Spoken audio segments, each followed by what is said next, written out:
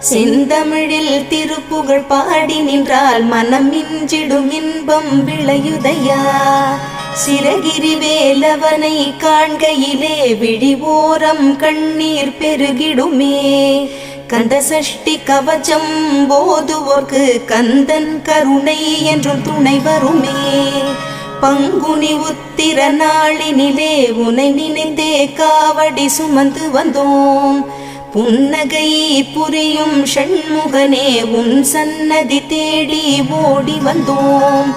உன் பதம் பணிவது என் தவமே, என் மனதில் நிறைந்திடும் உன் முகமே. ஷண்முக பிரிய குஹ குரு சரவணனே வந்தே இன்னருளை தர வேண்டும்.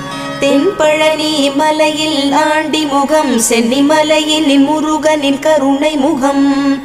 மன ஆறுதல் தந்திடும் ஆறு முகம் தருவாய்